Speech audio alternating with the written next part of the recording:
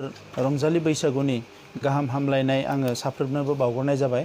आंनि बैसोआव देरसिन फोरनो आंनि खुलुमनाय, आंनि लोगो आरो आंनि दुइसिननो गोसो गोरबोनि अननाय आरो गाहाम हामलायनायखौ आं बावहरबाय। जानो हायो आबादारिफ्रा गावसिनि खामानियाव जाफुंसार जानो हायो, समाजनि मोनफ्रोमबो थाखोनि सुबुंफ्रा जाफुंसार जानो हायो, राजखान्थिनि दैदेनगिरिफ्राबो जाफुंसार जानो हायो। बेनि थाखाय आङो अबंलावरिनि खाथियाव आर'ज गाबबाय आरो बयनिसिमबो गोसो गोरबोनि गाहाम हामलायनायखौ बावहरबाय।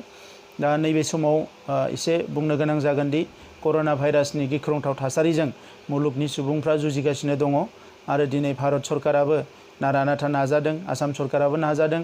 दा बे समाव भारतआवबो इनफेक्शननि जि अनजिमा बियो लासै लासै बांलांदों आरो मुलुगनि गोबां हादोराव दिनै गाज्रिनिफ्राय गाज्रि थासारि जानायखौ जों नुनो मोन्दों। दा नंखायनो जों बयबो सांग्राङै थानांगोन। जुदिअबा आसामाव बियो गोबांथार जायाखैब्लाबो बियो दिनै आसामावबो बे सोलिनानै दङ आरो सासे सुबुङा अलरेडि जिउ गारबाय। दा बे हिसाबै दिनै जोङो बयबो साबधान जानांगोन आरो बिसेसके बे कर'ना भाइरासनि बेलायाव आङो मोनब्रैसो खोथाखौ बुंनो सानदों। बिनि जिहेतु मुलिया दाबो ओंखाराखै, दा बेवहाय जों बयबो सांग्रां जानायानो साबसिन होननानै जों बयबो सानदों। दा बेवहाय एक नाम्बार खामानिया जाहैबाय जोङो ससियेल डिस्टेन्सिं, समाजारि जोंनि जि जानथाय बेखौ जोङो लाखिनांगोन। सासेया सासे सुबुंजों जि एसे जानथायाव थानायनि जि खोथाखौ बुंदों बेखौ जोङो मानिनानै सोलिनांगोन आरो बेखौ जोंनि मोनसे हेबिट हिसाबै, जोंनि मोनसे आखु हिसाबै जों दानानै लानांसिगोन। गुबुन मोनसेया जाहैबाय मास्क गाननाय। एनिटाइम जोङो मास्कखौ गाननानै बाहेरायाव ओंखारोबा मोजां, मानसिफोरजों रायलायोबा मोजां, मास्कखौ जोङो गाननानै लानांगोन।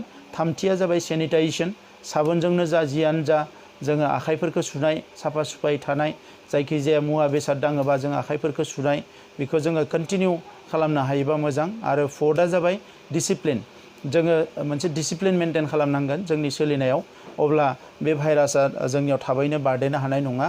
दा बेनिखायनो बेखिनि खोथाखौ जाहाथे जोङो अराय समनि थाखाय गोसोआव लाखियो। दा बेनिखायनो नैबे समाव आङो रंजालि बैसागुनि गाहाम हामलायनाय बावनायजों लोगोसे जोंनि गासैबो मावथिफोरखौ आं खावलायगोन, UPPLनि मावथिफोरजों लोगोसे रायजो राजा बयखौबो खावलायगोन आङो, जाहाथे इलेक्शना जायाखै होननानै रावबो खोब सिरियास जाया, बेखौ इजिलि लायो आरो उननि समाव जोङो बेखौ गुरैयैनो माखासे जोंनि आदब खायदाफोरजों जों मावलांगोन। दिनै माइरं मोननाय मोनै, बायदिसिना सुबिदा मोननाय मोनैखौ लानानै गोबां सावरायनाय जादों। मैया आसामाव अल पार्टि मिटिं जादोंमोन आरो बे अल पार्टि मिटिं जानायाव बयबो पार्टियानो बेखौ प्लेस खालामदों जे सोरबा NFSA कार्ड गैयै, जायफोरा कार्ड गैया बिसोरबो मोननांगौ। फैसा होनायनि खोथा दङमोन, बहाबा स्ल' जादों, बहाबा मोनबाय। बे गासैबो जाहाथे गोरिब गुन्द्राफ्रा बयबो सुबिदाखौ मोननो हायो, बेखौ मैया अल पार्टि मिटिङाव रायखांनाय जादों आरो गभर्नमेन्टआ खोथा होदों बेफोर खामानिखौ मोनफा मोनफायै बिथांमोना मावलांगोन। आरो मैया गासैबो स्टेटासखौ बिथांमोना जोंनो होदों जे बेसेबां क्वारान्टाइनाव मानसि दोननो हागोन, आइसलेसनाव बेसेबां दोननो हागोन, मा किट सफैखो सफैयाखै, गासैखौबो मैया गभर्नमेन्टआ माखासे सुबिदाफोरखौ बिथांमोना जोंनो फोरमायदों। दा बिनि उनाव जोंबो बयबो बिसास जादों जे आसाम गभर्नमेन्टआ थियारि जाबाय कर'ना भाइरासनि जायखिजाया थासारिजों जुजिनो थाखाय। दा जोंहा नाथाय जोंनि गावनि डिसिप्लिनखौ जाहाथे बयबो मेनटेन खालामो, बेखौनो आं बैसागो बोथोराव बयनोबो खावलायनाय जाबाय। गोजोन्थों।